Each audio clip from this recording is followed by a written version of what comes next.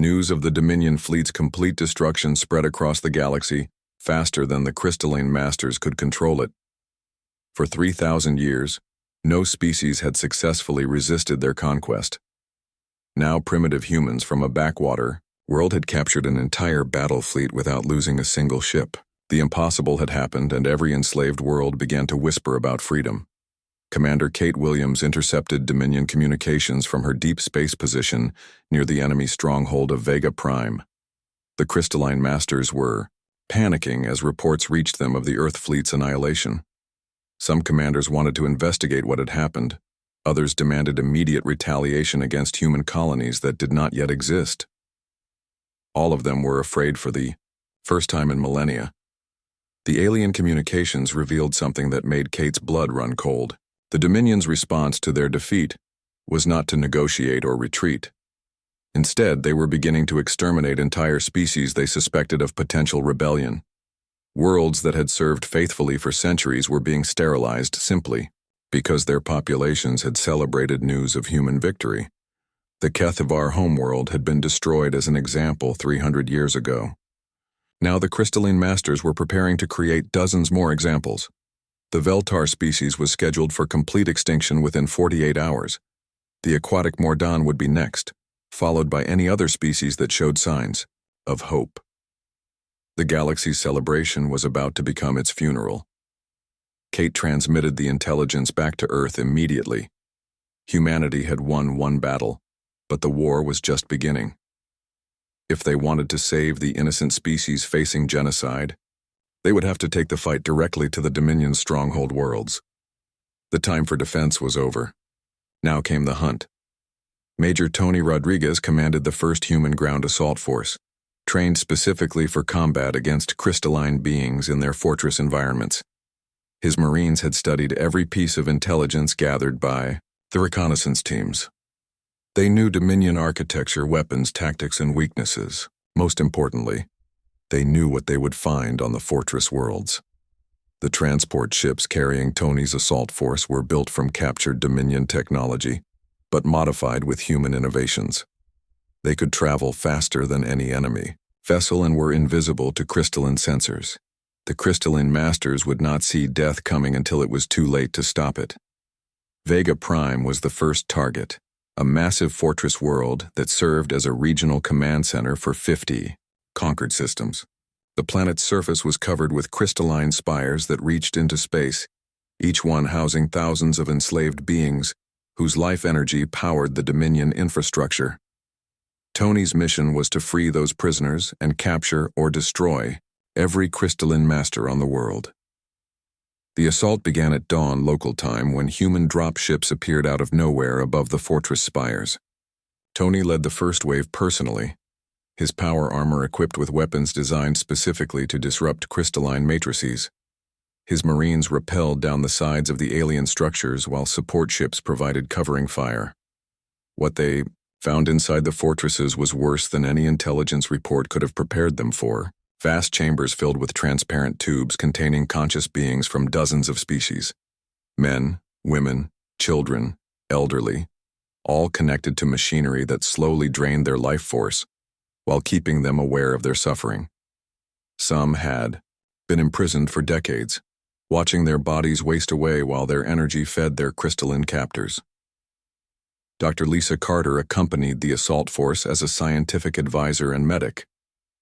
Her job was to figure out how to safely disconnect the prisoners from the energy absorption systems without killing them. The process was delicate because many had been connected for so long that sudden disconnection could cause fatal shock.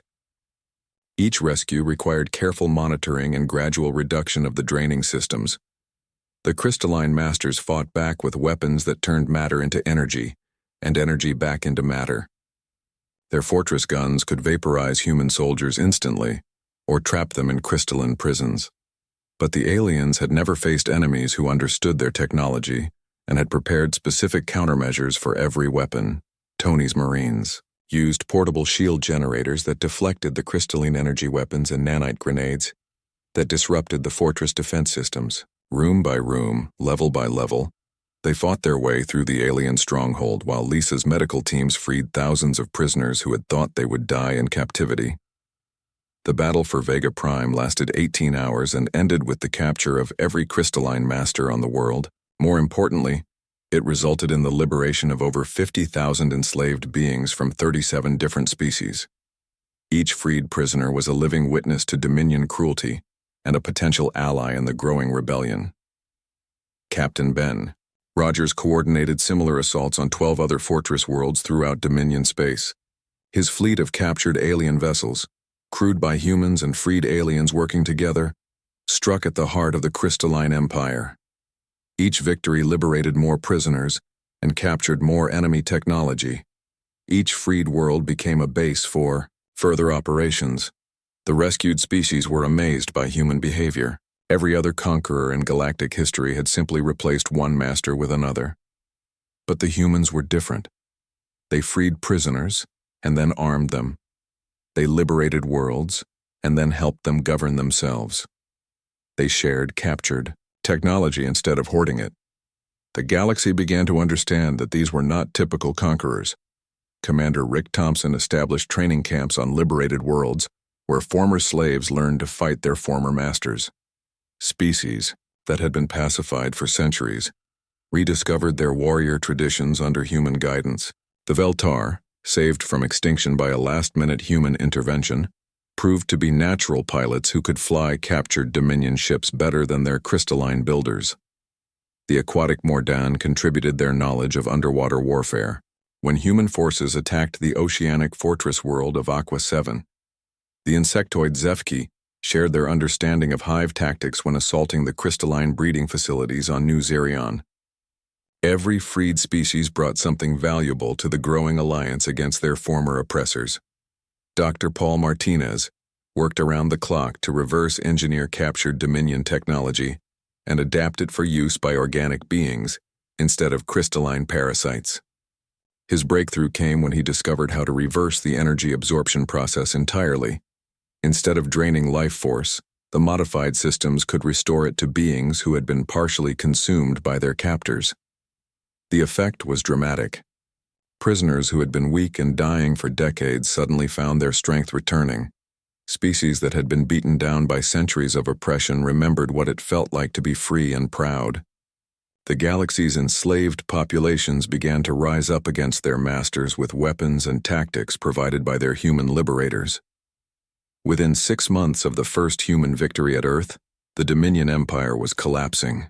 Fortress worlds fell, one by one, to combined human and alien assault forces. Prison colonies were liberated by their own inmates using smuggled weapons. Even the home systems of the crystalline masters found themselves under attack by species they had considered extinct. The galaxy had learned a new word that sent fear through every crystalline spire and fortress. Humanity had become synonymous with liberation, freedom, and the complete destruction of anything that stood in the way of those ideals. The hunters had indeed become the hunted, and their former victims were showing no mercy to the parasites who had fed on them for millennia. The final phase of the war was approaching, and every species in the galaxy knew it. The crystalline masters were retreating to their capital world for a last desperate stand, but they were no longer facing primitive humans alone. They were facing a galaxy united in hatred of everything the Dominion represented, led by a species that had refused to kneel and taught others to stand tall. The Dominion Fleet Commander Zarthak had conquered 47 species in his long career. Each time the pattern had been the same. The primitives would cower, beg, and finally submit when faced with superior force. Some tried to hide, others attempted to fight, but all eventually knelt before the crystalline masters.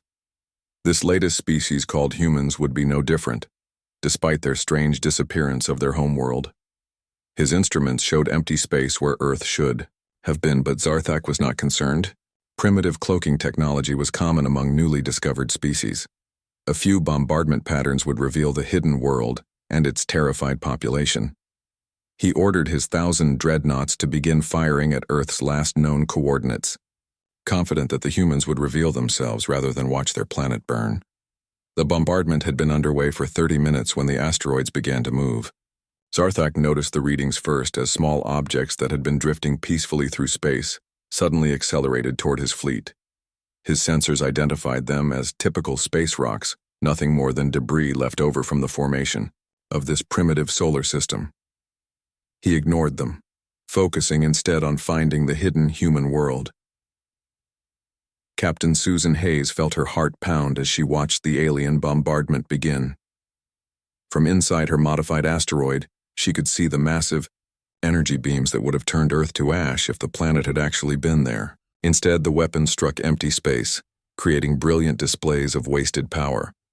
The crystalline masters had no idea they were firing at holographic projections. Her ship, the UES Vengeance, had been sealed inside this asteroid for 6 months, while human engineers carefully prepared it for this moment. Every system had been modified for stealth and surprise attack. Her crew of 30 volunteers knew they might not survive the next hour, but they also knew that humanity's survival depended on what they did here. Admiral Carol Foster gave the attack signal from her hidden command ship. 50 asteroids throughout the Dominion fleet suddenly cracked open like eggs, revealing the human warships hidden inside. The UES Vengeance emerged first, followed by 49 other vessels that had been waiting in perfect ambush positions. The crystalline masters found themselves surrounded by enemies they never saw coming. But this was not a conventional attack using kinetic weapons or energy beams. The humans had studied captured Dominion technology for years and discovered something the crystalline beings never suspected anyone would learn. Their seemingly invulnerable bodies had a critical weakness that could be exploited by properly designed nanomachines. Dr. Paul Martinez had spent 3 years developing the microscopic weapons that were now being deployed throughout the enemy fleet. The nanites were invisible to Dominion sensors because they mimicked the quantum signatures of empty space. Once released, they would seek out and attack the specific crystalline matrices that gave the alien beings their power and consciousness. Lieutenant Danny Wright monitored the nanite dispersal from his station aboard the command ship. His instruments showed millions of the microscopic machines spreading throughout the enemy fleet like an invisible plague. The nanites were programmed to target only the crystalline beings, leaving their captured technology intact for human study. Within minutes, every Dominion ship in the fleet would be affected. The first enemy vessel went dark 30 seconds after the nanites reached it. The massive dreadnought simply stopped moving, its weapons powering down and its lights going out. The crystalline beings inside were not dead, but their energy matrices were disrupted enough to render them unconscious. More ships began failing as the nanites spread through the fleet like a virus.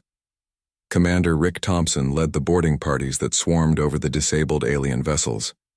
His Marines were equipped with breathing apparatus and magnetic boots that allowed them to move through the crystalline ships even with their life support systems offline. Each team carried scanning equipment designed to map Dominion technology and capture any useful information. What they found changed everything humanity thought they knew about their enemies. The crystalline masters were not the advanced civilization they pretended to be. Inside their ships, Rick's teams discovered thousands of transparent containers holding what looked like prisoners from dozens of different species. The beings were alive but barely conscious, connected to machinery that was slowly draining their life energy. The truth was horrifying and changed the nature of the war completely. The Dominion were parasites who survived by feeding on the life force of other species. Every world they conquered became a farm where intelligent beings were harvested like crops. The crystalline masters had no technology of their own, beyond what they stole from their victims. They were predators who had built an empire on suffering. Dr. Lisa Carter studied the energy absorption systems aboard one of the captured dreadnoughts. Her analysis showed that the crystalline beings required constant feeding to maintain their forms and consciousness. Without the stolen life energy, they would collapse into inert crystal formations within hours. The mighty Dominion Empire was built on a foundation that could be destroyed by cutting off their food supply. Captain Ben Rogers coordinated the systematic capture of the entire alien fleet. Ship after ship fell to the nanite weapons, leaving their crews unconscious and their vessels drifting helplessly in space. In less than 2 hours, the most powerful military force in galactic history had been defeated by a species they considered primitive and worthless.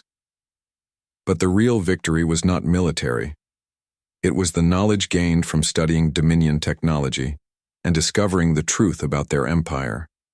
The crystalline masters had ruled through fear and superior numbers. But their civilization was hollow.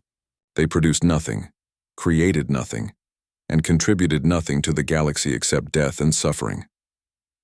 The alien fleet that had come to conquer Earth was completely disabled within 4 hours of the first attack. Every dreadnought was captured, intact along with their crews and the thousands of enslaved beings found aboard each ship. The prisoners were freed and given medical attention, while the crystalline masters were placed in containment units that prevented them from escaping or calling for help. Admiral Jake Morrison emerged from his own hidden position aboard a modified space station and surveyed the captured fleet. His small exploration force had grown into a liberation army with alien technology and weapons beyond human imagination. The species that had thought themselves invincible now drifted helplessly in the void, defeated by the primitive humans they had tried to enslave. The victory at Earth was complete, but it was only the beginning. Throughout the galaxy, billions of enslaved beings waited in energy farms and prison worlds for someone to free them.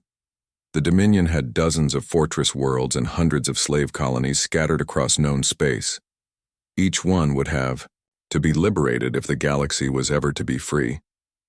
Jake opened a communication channel to the human fleet and to Earth itself, which began emerging from its holographic camouflage as the all-clear signal was given. His message was broadcast to every human settlement and to the newly freed alien prisoners who were learning that their long nightmare was finally ending. The crystalline masters had thought they were coming to conquer another primitive species. Instead, they had awakened something the galaxy had never seen before. Humanity was done hiding and done being afraid.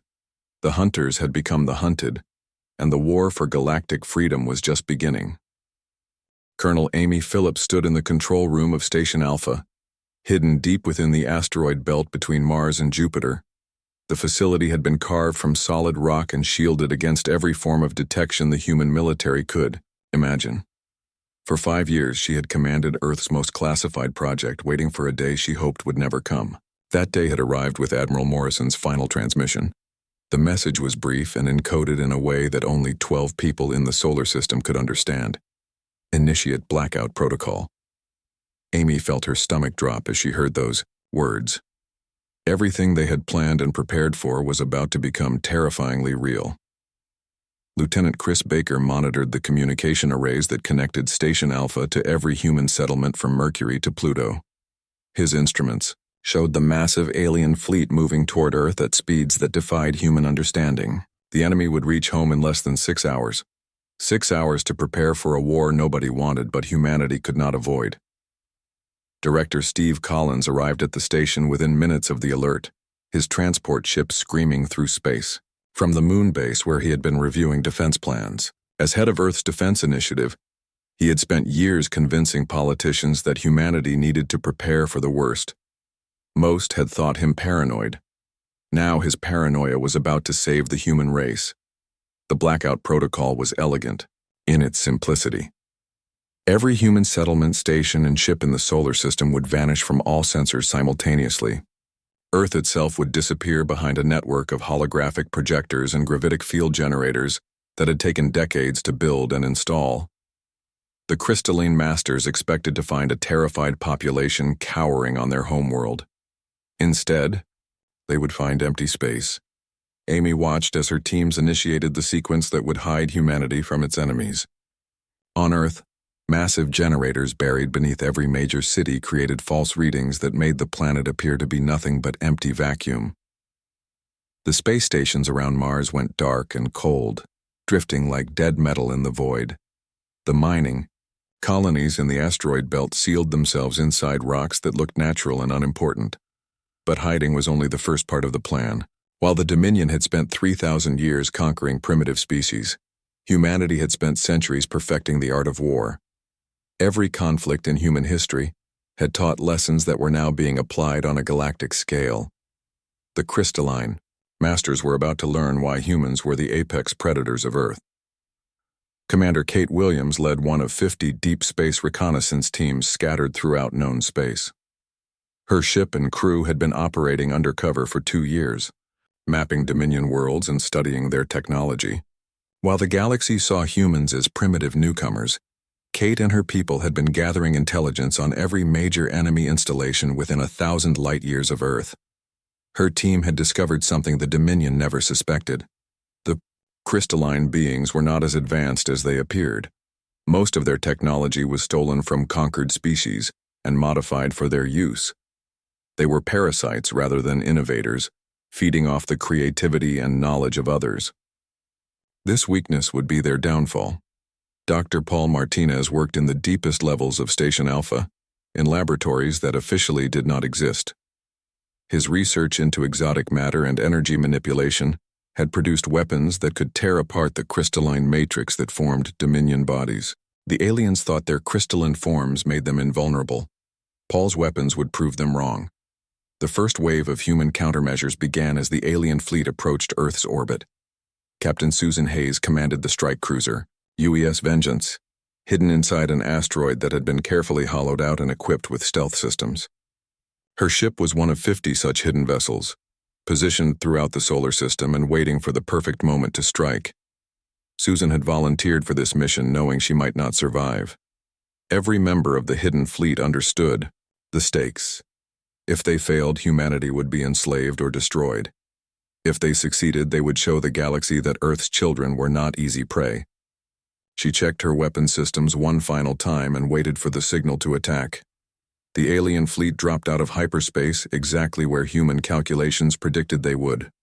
1,000 massive dreadnoughts appeared in Earth's orbit, ready to bombard a world they expected to find helpless and afraid. Instead, they found nothing but empty space where a planet should have been.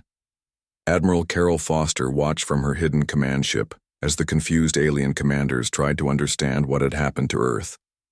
Their sensors showed no trace of the blue world that should have been waiting for conquest. Some began scanning for cloaking devices while others prepared to search the entire solar system. They never suspected that their prey was watching them from inside modified asteroids. Lieutenant Danny Wright monitored enemy communications from his position aboard the command vessel. The crystalline beings were communicating in frequency patterns that human computers had learned to decode months earlier. Their confusion was evident as they tried to locate Earth and the missing human fleet. Some commanders wanted to search every asteroid and planetoid in the system. Others believed the humans had somehow evacuated their entire species to another star system. What none of them suspected was that 50 human warships were positioned around them, waiting in ambush. The crystalline masters had ruled through fear and superior numbers for millennia. They had never faced an enemy that studied them, learned their weaknesses, and prepared specifically to exploit those flaws. Commander Rick Thompson prepared his boarding teams for the assault that would change everything. His Marines were equipped with weapons designed specifically to penetrate crystalline armor and disrupt the energy matrices that gave Dominion beings their power. Each soldier understood that they were about to make history. Humanity's first interstellar war was about to begin, and they intended to win it. The signal came at exactly the moment Amy Phillips had calculated would cause maximum confusion among the enemy fleet. 50 asteroids suddenly came alive with weapons fire as the hidden human warships revealed themselves. The crystalline masters found themselves surrounded by enemies they never saw coming, using tactics they did not understand. For the first time in 3,000 years, the Dominion faced an opponent that refused to play by their rules. The stars had never looked so cold to Admiral Jake Morrison as they did on that morning when everything changed. He stood on the bridge of the UES Freedom, watching the swirling colors of hyperspace fade away as his small fleet dropped back into normal space. 3 ships carried the hopes and dreams of humanity into the unknown depths of the galaxy. They had come so far from home, following ancient radio signals that promised they were not alone in the universe. The bridge crew worked quietly at their stations. Communications Officer Nancy Brooks monitored dozens of frequencies while Navigator Tim Johnson plotted their course through this strange new system. Chief Engineer Larry Davis kept the ship running smoothly after their long journey from Earth. They were explorers, not soldiers, sent to make contact with whatever civilizations might exist among the stars. Jake had dreamed of this moment since, He was a boy looking up at the night sky from his family farm in Kansas. Now he commanded humanity's first interstellar mission, carrying greetings and gifts from Earth to whatever friends they might find out here. The ship's cargo holds contained art, music, literature, and samples of Earth's cultures. They came in peace, hoping to join a community of intelligent species. That dream died the moment the alien ships appeared. They came out of nowhere, massive vessels that dwarfed the human fleet like sharks surrounding minnows. The ships were unlike anything humans had imagined, built from what looked like living crystal that pulsed with inner light. Each alien dreadnought stretched for miles, bristling with weapons that could turn planets to dust. Hundreds of them materialized around the tiny human fleet, blocking any hope of escape. Dr. Lisa Carter ran her scanner over the alien vessels from her station in the science bay. Her readings made no sense. The ships seemed to be grown rather than built, made from some kind of crystalline material that was both organic and technological. The beings inside registered as energy patterns rather than physical life forms. She had studied every theory about alien life, but nothing had prepared her for this. Captain Ben Rogers commanded the escort ship UES Defiance, one of two smaller vessels that had accompanied the flagship on this historic journey. His voice crackled over the communication system as he reported what his sensors were picking up. The alien ships were scanning them with energies that made his crew feel sick. Whatever these beings were, they were not the friendly neighbors humanity had hoped to find. The message came without warning, transmitted directly into the minds of every human in the fleet. It bypassed their communication systems entirely, speaking inside their heads in perfect English that somehow felt wrong, like words made of ice and shadow. The voice belonged to something that had never been human and never wanted to be. The Galactic Council had ruled for 3,000 years. 7 species knelt before the Dominion, the crystalline masters who controlled every world, every system, every life in known space.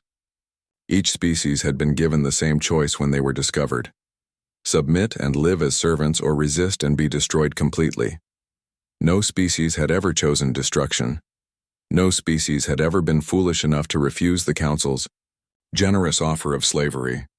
Humanity would be given the same choice. They would kneel before their betters and accept their place at the bottom of the galactic hierarchy. They would surrender their weapons, their ships, their freedom, their future. In return, they would be allowed to exist as workers and servants for their crystalline masters. Their children would be raised to serve. Their worlds would produce resources for the Empire. Their lives would have meaning only in service to the Dominion. The alternative was simple: refuse, and every human world would burn. Every city would be reduced to ash. Every man, woman, and child would die screaming as the planet itself was cracked open and left as a warning to others who might think about defiance. The Dominion had done this before. The records of the Kethvar species served as a reminder that the Council's mercy had limits. Jake felt the words like physical blows. Around him, his crew struggled with the same mental invasion. Some fell to their knees, overwhelmed by the alien presence in their minds. Others vomited from the psychic pressure. A few lost consciousness entirely. But Jake Morrison had not come this far to surrender humanity's future to cosmic bullies. He thought about Earth, blue and beautiful in the void. He thought about the children playing in parks, the artists creating beauty, the scientists reaching for understanding, the ordinary people living ordinary lives in extraordinary freedom. He thought about the pioneers who had crossed oceans and continents, who had faced down tyrants and monsters, who had never accepted that might made right. The alien presence pressed against his mind, demanding an answer. Around his small fleet, 1,000 crystalline dreadnoughts waited with weapons charged and ready. Any sane commander would have surrendered immediately. Any rational person would have chosen life over pride. Any other species would have knelt. Jake opened a communication channel to the alien fleet. His voice carried across space to the crystalline masters who had never heard the word no from a species they meant to conquer. Every human in the fleet heard him speak the words that would change everything. "This is Admiral Morrison of the United Earth Fleet.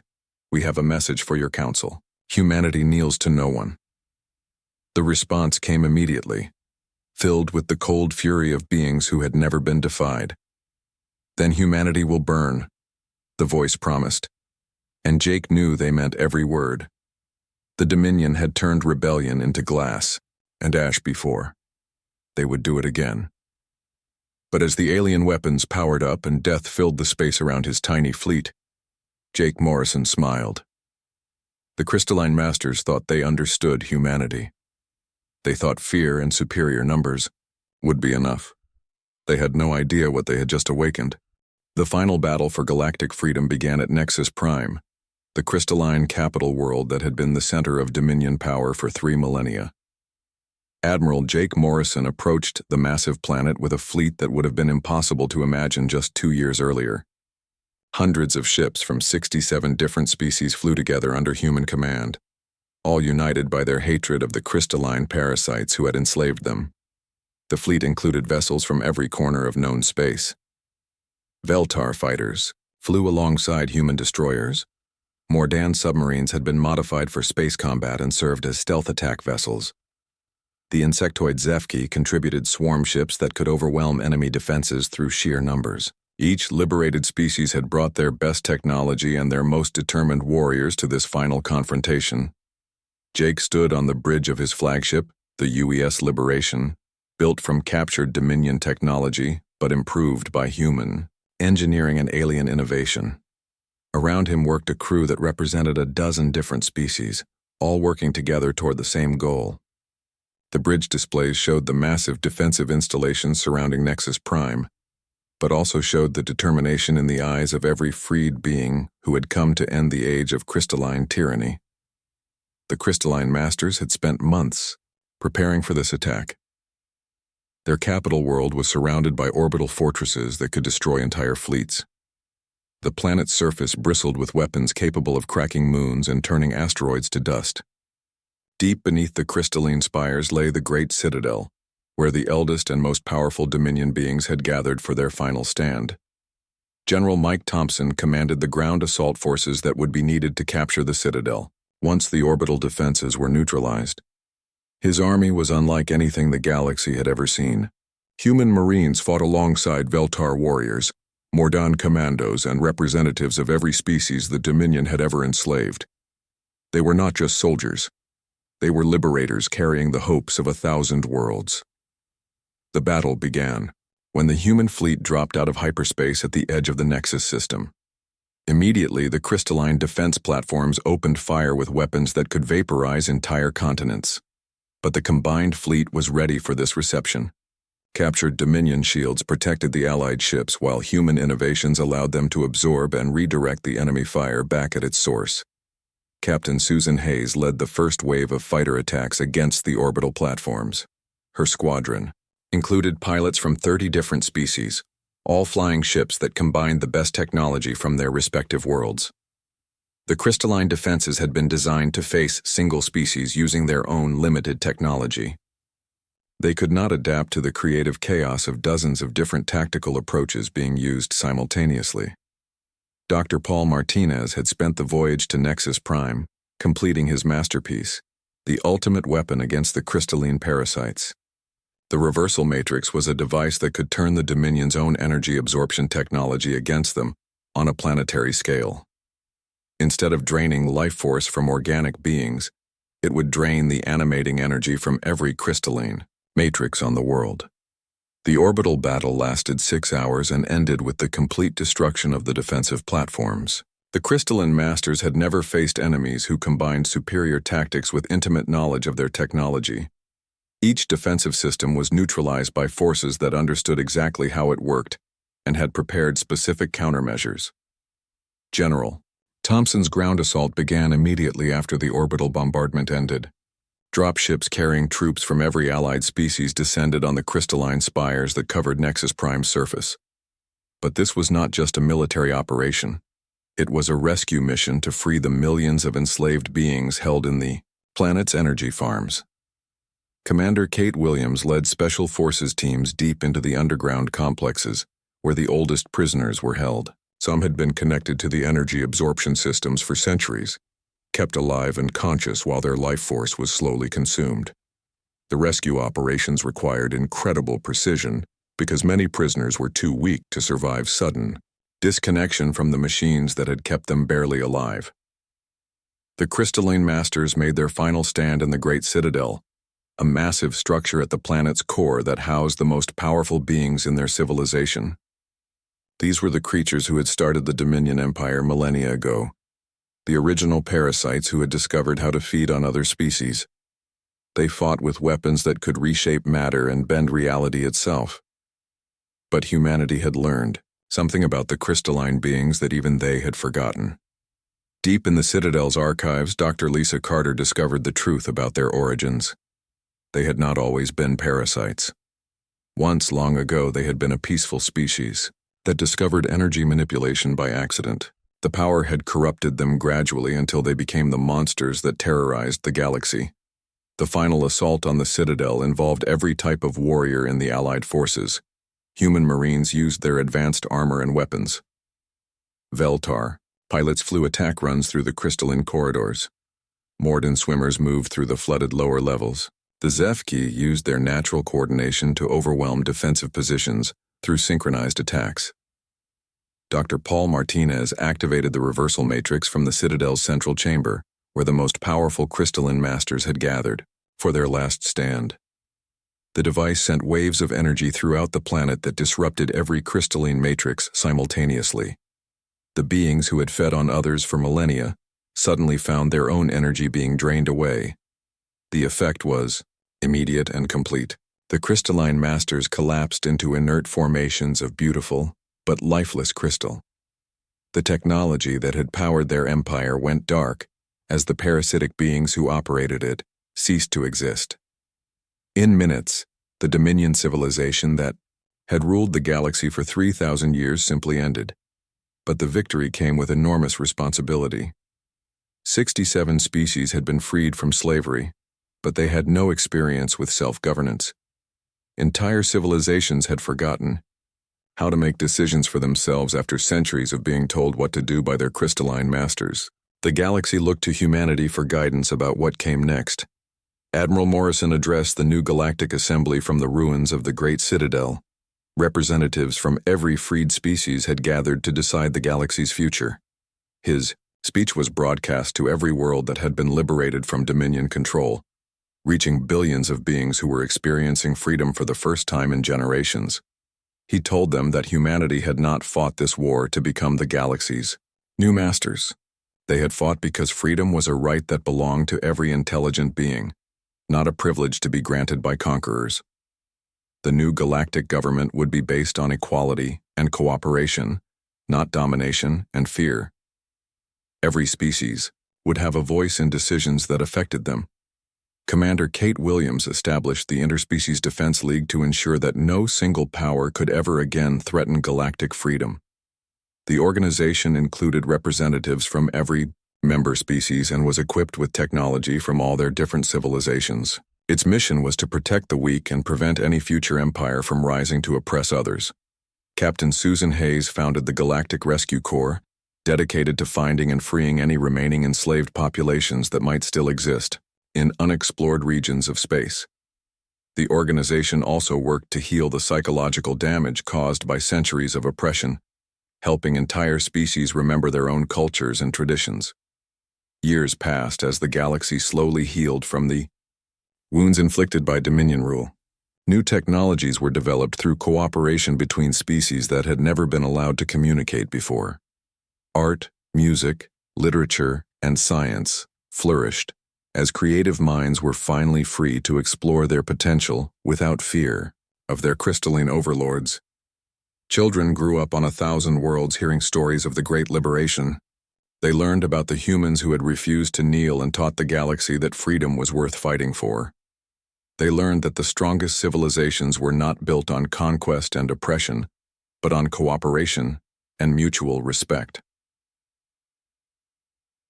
The galaxy had learned that humanity's greatest strength was not their technology or their tactics. It was their absolute refusal to accept that might made right. They had fought not to rule others, but to ensure that no one would ever again have to bow before tyrants. And in teaching that lesson to the galaxy, they had created something that had never existed before, a civilization based on freedom rather than fear. The age of the Dominion was over. The age of galactic freedom had begun. And at its heart stood a species that had come from a small blue world with a simple message that changed everything. Humanity kneels to no one.